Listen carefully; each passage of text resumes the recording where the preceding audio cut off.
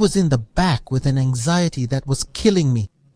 All I wanted was to arrive, buy the tape, see Maria Ignacia, give it to her, and win her love. Winning her love wasn't a big deal. It was essentially getting an "I like you too," holding hands for a couple of breaks, and that would be it. All I wanted was to make it to the birthday party. But we were traveling to Temuco with the same lamb in the suitcase. On the journey, I tried to sleep to feel like time was passing faster. I closed my eyes, rested my head against the window, and relaxed a little, until I was awakened by the deafening scream of Don Nestor Carcamo at the driver's seat. "Damn it, Valdemar! The lamb! Brake, buddy, brake!"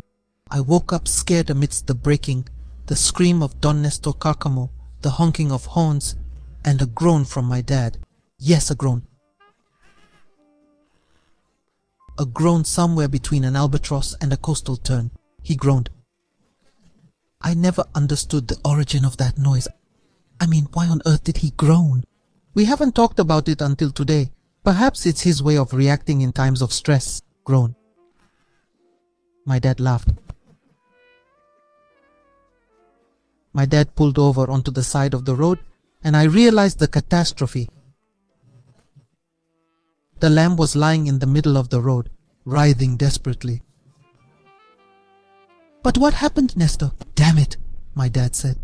The first thing I thought was that the lamb had untied itself and bolted for freedom, until Nestor Carcamo, crouched on the side of the car, screamed.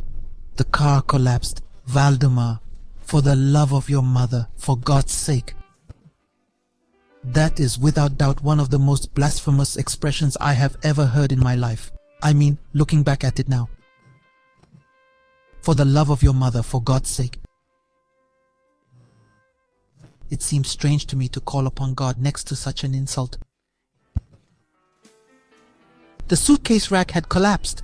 I couldn't believe it. Immediately after, my dad kicks the car. I don't know which part of the car is falling apart. My dad didn't understand. In other words, the worst decision anyone can make is to continue hitting something that is already falling apart.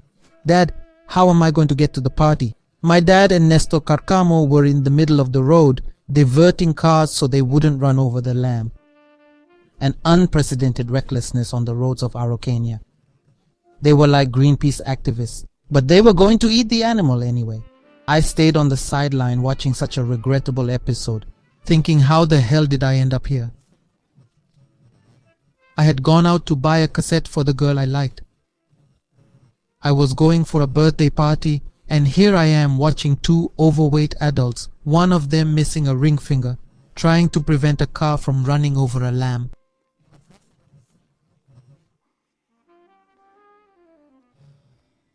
How the hell did I end up here? They managed to take the still living lamb, tie it up again, bring it to the car, and put it back in the suitcase carrier, I thought.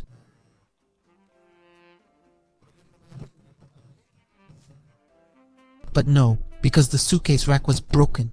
Everything was getting worse. Since the animal couldn't be carried in the suitcase carrier anymore, it had to be carried inside the car. In the back seat next to me, a 7th grade boy, dressed for a birthday party in pressed shorts and a shirt, was going to have a lamb as a seatmate, which two old men were practically holding hostage. Don Nestor Carcamo couldn't go in the back because I already explained about the shape of the seat.